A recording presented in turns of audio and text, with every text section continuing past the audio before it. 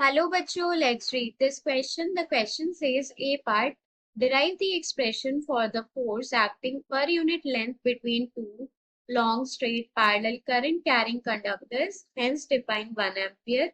B part, two long parallel straight conductors are placed 12 centimeter apart in AO. They carry equal currents of 3 ampere each. Find the magnitude and direction of the magnetic field at a point midway between them, drawing a figure when the current in them flows in opposite direction. So यहाँ पर हमारे पास जो की concept use होगा वो है हमारे पास force between current carrying conductors. Force between straight current carrying conductors. So A part में हमसे बोला गया है कि हमको एक्सप्रेशन डिराइव करना है for the force acting per unit length between two long straight parallel current carrying wires और फिर 1 एम्पियर को डिफाइन करना है. सो यहाँ पर ये है हमारे पास दो वायर्स. ये हमारे पास स्ट्रेट वायर हैं, करंट कैरिंग वायर्स.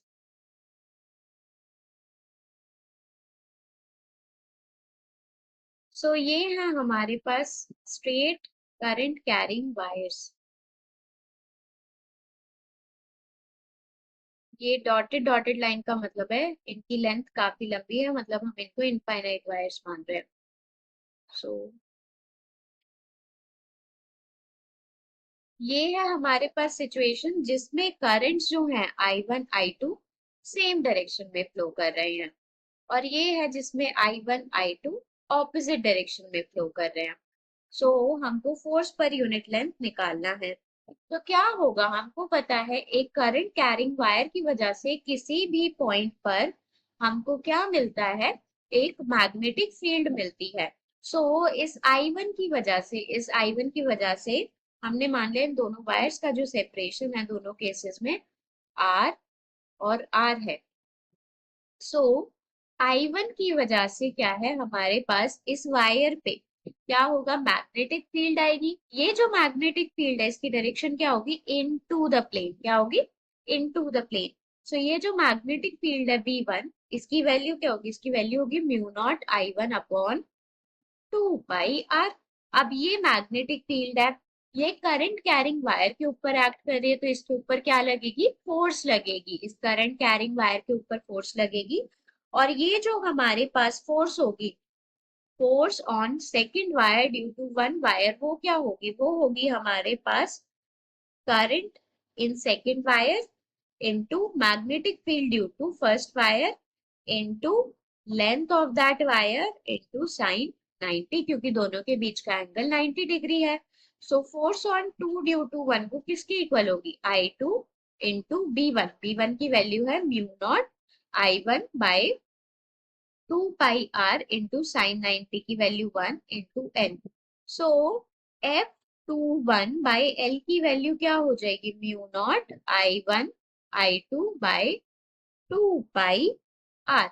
ये आ गया हमारे पास. ऐसे ही I2 जो है उसकी वजह से I1 पे क्या लगेगी, एक मैग्नेटिक फील्ड लगेगी, और वो लगेगी बाहर की तरफ. कैसे, right hand thumb rule use करके.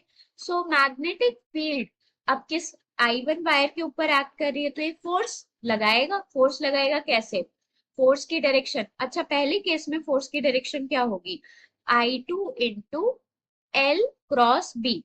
L क्रॉस बी, L की डायरेक्शन I2 की डायरेक्शन में है, तो L क्रॉस बी कहाँ आएगा, अंदर की तरफ. मतलब फोर्स जो है F21 ऐसे लगेगा. ऐसे ही यहाँ पे करेंगे तो फोर्स ऑन 1 ड्यू टू 2 भी ऐसे लगेगा. सो ये जो दोनों वायर है वो आपस में क्या कर रहे होंगे, एक दूसरे को अट्रैक्ट कर रहे होंगे. क्या कर रहे होंगे, अट्रैक्ट. अब ऐसे ही इस I1 और I2 की वजह से अगर हम देखते हैं तो I1 की वजह से magnetic field again into the plane. But अगर हम I2 मतलब L क्रॉस B करेंगे तो वो कहाँ आएगा, वो आएगा बाहर की तरफ. ऐसे ही दूसरे वायर पे भी कहाँ आएगा, बाहर की तरफ. मतलब जब सेम डायरेक्शन में करंट फ्लो करेगा तो वायर्स अट्रैक्ट करेंगे.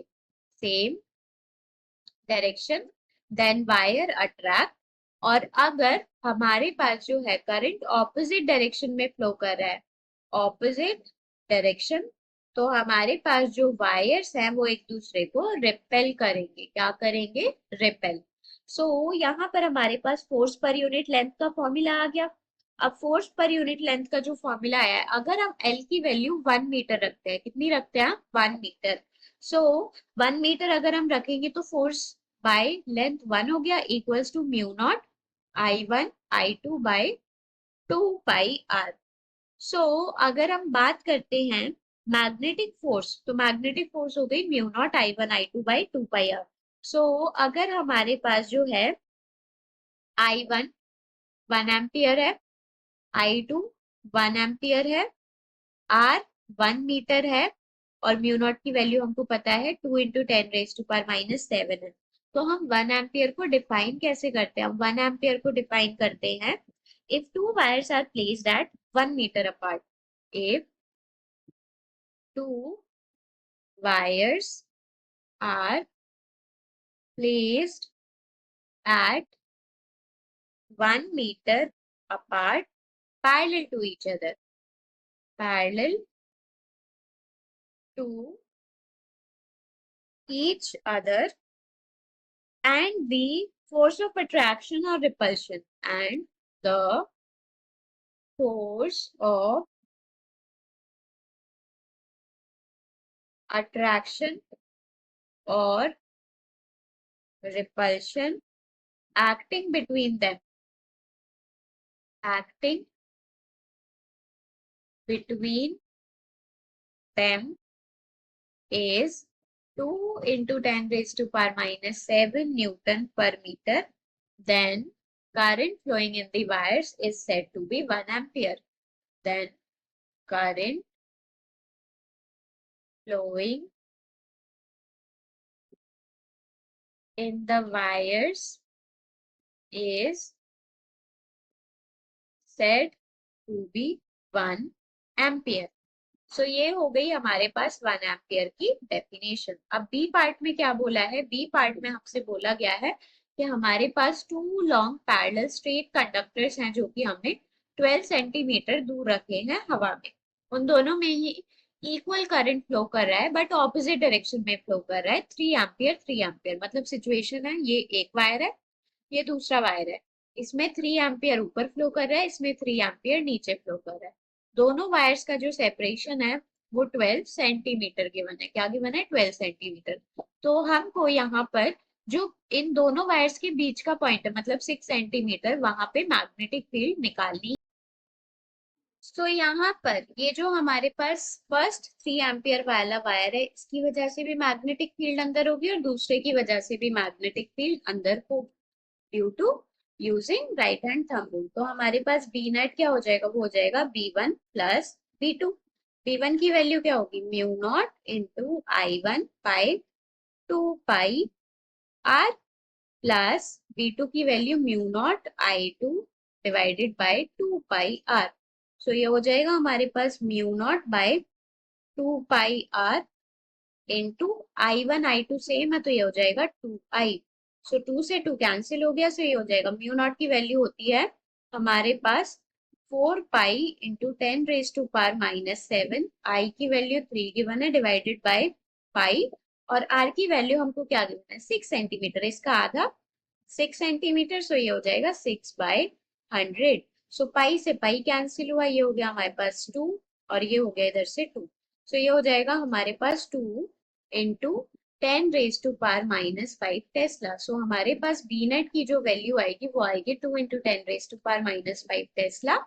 Hope you understood it well. Best of luck.